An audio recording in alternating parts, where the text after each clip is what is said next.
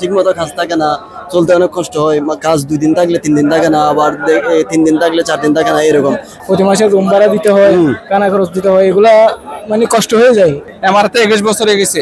21 বছরের আগে কিন্তু এরকম কষ্ট হয় নাই, ছিল না। এরা যে কমপ্লেন করতেছে দুবাইয়ের ব্যাপারে, আসলে দুবাইতে অনেক কাজ। আলহামদুলিল্লাহ আলহামদুলিল্লাহ, আল্লাহর শুকরিয়া আদায় করতেছি আমরা। আচ্ছা আচ্ছা, আমরা যে এখানে আছি, আমরা এখানে আল্লাহর রহমতে আমরা অনেক ভালো আছি।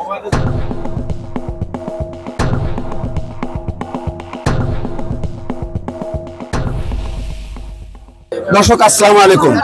দুবাইতে কয়েকদিন এসেছি, আসার পরে দুবাই বিভিন্ন পর্যায়ের মানুষের সাথে কথা বলছি। এই যে আমার চারপাশে দেখছেন অনেক প্রবাসী, এই খোলা মাঠে সবাই তারা আসে, জড়ো হয়, নিজেদের সমস্যার কথা বলে, কাজের কথা, অন্যান্য সমস্যার কথা বলে এবং নিজেদের মধ্যে সময়টাও কাটায়। কারণ পরিবার পরিজন ছেড়ে তারা দীর্ঘদিন থেকে এখানে বসবাস করে, এটাই এই মানুষজনই তাদের পরিবার।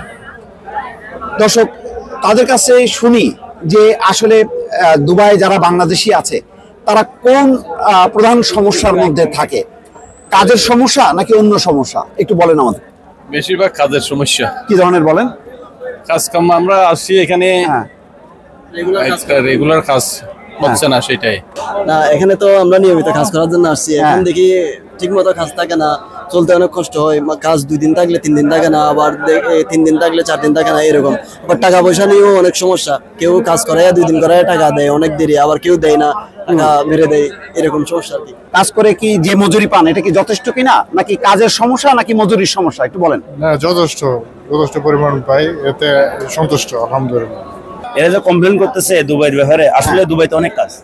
আলহামদুলিল্লাহ আলহামদুলিল্লাহ, আল্লাহর শুকরিয়া আদায় করতেছি আমরা। আচ্ছা আচ্ছা, আমরা যে এখানে আছি, আমরা এখানে আল্লাহর রহমতে আমরা অনেক ভালো আছি। এখানে যারা মজুরি পান, যা মজুরি পান, এটা কি যথেষ্ট? আলহামদুলিল্লাহ। আচ্ছা, আমরা 18 বছর ধরে এখানে আছি, আলহামদুলিল্লাহ অনেক ভালো আছি। আচ্ছা, এরা যে বলতেছে এটা কিন্তু ভালো বলতেছে না, মিক্সড, কেউ ভালো আছে, সবাই ভালো আছে, আলহামদুলিল্লাহ ভালো আছে। এখন 100% সবাই মানুষ ভালো আছে, এখন অনেক কাজ, যথেষ্ট পরিমাণ কাজ আছে, এখন মোটামুটি কাজ চলতেছে, অনেক ভালো। মানে সবাই কি কাজ পাচ্ছে এবং মজুরি কি যথেষ্ট ভালো? মজুরি মোটামুটি এখন যথেষ্ট ভালো আছে এখন। আচ্ছা, আগের থেকে অনেক ভালো। আচ্ছা। প্রধান সমস্যা হয়েছে যে আপনার গরমকালের মধ্যে একটু কাজ বেশি থাকে, আর শীতকালের মধ্যে কাজ কম থাকে, তো ওই সময় বেশি সমস্যা হয়। যাদের মানে কন্টিনিউ কাজ আছে তারা আছে, আর যারা ফ্রি ভিসা আছে মাঝে মধ্যে থাকে, মাঝে মধ্যে বন্ধ থাকে, এরকম বেশি সমস্যা পাই আলহামদুলিল্লাহ, পাই 100-150 মিলে প্রতিদিন কাম সব সময় থাকে না। আচ্ছা, হ্যাঁ, মাঝে মধ্যে থাকে, মাঝে মধ্যে থাকে না। গরমকালে এখন আছে। আচ্ছা, প্রধান সমস্যা কি কাজের সমস্যা নাকি মজুরির সমস্যা? ইনশাল্লাহ প্রধান সমস্যা হচ্ছে এখানে কাজের, কিন্তু কাজ ইনশাল্লাহ এখন গরমের সিজন, এখন কাজ ভালো, কিন্তু মজুরি যতগুলো আছে ততগুলো ভালো, লেকিন তুলনামূলক একটু লোক বেশি। কারণ লোক বেশি, যেভাবে আয় রোজগার করতেছে সেভাবে আয়টা ব্যয় হচ্ছে, কারণ এখানে সমস্ত জিনিসের একটু দাম বাড়তি হয়ে গেছে এখন। আচ্ছা, আমাদের যে টাকা রুজি, সেই টাকায় আমাদের এখন ব্যয় হচ্ছে বেশি, কারণ দেশের মধ্যে টাকা পাঠাইতে হলে আমাদের ম্যাক্সিমাম দেশের কারেন্সি হিসাবে 20,000 টাকা একটা ফ্যামিলিতে লাগে, 2-4 জনের ফ্যামিলিতে।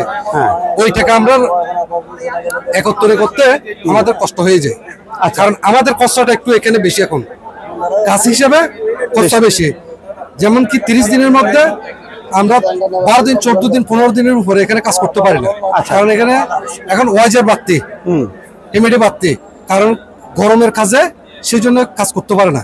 বিগত করোনার পরে মোটামুটি কাজের সন্ধান এখানে মিলছে, মোটামুটি আছে কাজ দুবাইতে। অনেকে করতেছে, অনেকে করতেছে না, কোম্পানিতে কাজ করতেছে সবাই। দুবাইতে প্রধান সমস্যাটা কি, কাজের নাকি মজুরির? কাজেতে লেবার বেশি। লেবার বেশি, এটা বলেন না কেমন? যেমন কাজ কম, লেবার বেশি, মানুষ অবসর আহারে, মানে কাজ যা আছে তার চেয়ে লেবার বেশি, লেবার বেশি, তাহলে তো অনেকে তাহলে কাজ পাচ্ছে না। আচ্ছা, এটাই সমস্যা। আচ্ছা, যারা কাজ পাচ্ছে না তারা চলছে কিভাবে?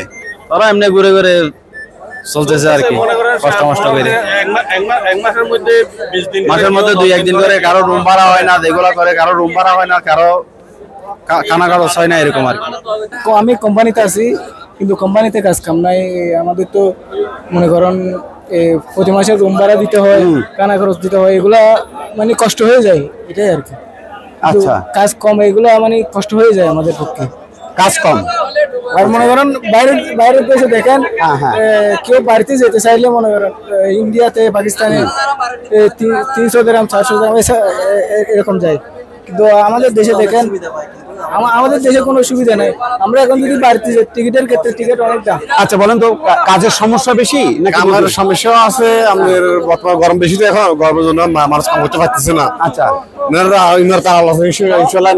আছে মোটামুটি সাইডে ভালোবাসা আল্লাহর মতে কামেলা কাজ করতে পারতেছে না। এখানে কাজের অনেক সমস্যা, মনে করো এখানে কাজ চলতেছে 10 দিন চলতেছে, 20 দিন চলতেছে না, এই জন্য কাজের অনেক সমস্যা। আর শীতকালে অনেক কাজ বিলকুল চলে না। আচ্ছা, শীতকালে অনেক কাজ চলে না। আর এখানে মানুষের অনেক কষ্ট হয়ে যায়, মনে করো 20 দিন চলে গেলে 10 দিন চলে গেলে রুম ভাড়া দিতে অনেক কষ্ট হয়ে যায়, মানুষের খাওয়ার সমস্যা হয়ে যায়, অনেক সমস্যা এখানে। মনে করো আমি বিশেষ করি আমাদের বাঙালির মানুষ ভাইদের মানা করবো, এখানে আসে আপনি সাইজিতে আসবেন, এখানে আসলে সাইজিতে আসবেন। আর এখানে বিশেষ করে কাজের অনেক সমস্যা, কাজ এখন মোটামুটি আছে, এখন অনেক গরম হইতেছে, আমারতে অনেক গরমের জন্য কাজ হইতেছে না। আর বিশেষ করে আমাদের এখানে বাঙালি যে ঠিকাদার আছে ও বরাবর মজুরি দিতেছে না। আমার 100 টাকা নিয়ে বলছে যে দিতেছে, এখানে 80 টাকা 20 টাকা এরিমে দিতেছে, বরাবর টাকা দিতেছে না। এখানে অনেক সমস্যা, আমার তো 21 বছর হয়ে গেছে, 21 বছরের আগে কিন্তু এরিমে কষ্ট হয় নাই ছিল না। দর্শক শুনলেন বিচ্ছিন্ন কথা, এলোমেলো কথাবার্তার মধ্যে কেউ বলছেন যে খুব ভালো আছেন, কেউ বলছেন ভালো নেই। আমি নিজেও একটু কনফিউজড যে মানুষ তার মনের কথাটা আসলে বলতে পারছে নির্ভয়ে নাকি ভয়, আমি বুঝতে পারছি না। ফলে কিছুটা দোদুল্যমনতার মধ্য দিয়ে দর্শক মানুষের মতামত নিলাম। অনেকে যত পরিমাণ মানুষ দেখার জন্য ভিড় করছে, বলতে চাচ্ছে না। কেন বলতে চাচ্ছে না, ভয়টা কোথায় আমি বুঝতে পারছি না। হয়তো তারা মনে করে যে সত্য কথা বললে হয়তো বিপদে পড়বে, সে কারণে বলতে চাচ্ছে না। তবে বোঝা যাচ্ছে যে এখানে কাজের সংকট আছে, অনেকেরই সংকট আছে, তারপরে মজুরির সমস্যা আছে। যে পরিমাণ মজুরি পাওয়া উচিত সেই পরিমাণ মজুরি পাচ্ছে না। আর গরমের কারণে কাজের সংকটও বেশি। তো এই অবস্থার মধ্যে আমাদের চলছে প্রবাসীদের জীবন। দর্শক ভালো থাকবেন, আল্লাহ হাফেজ।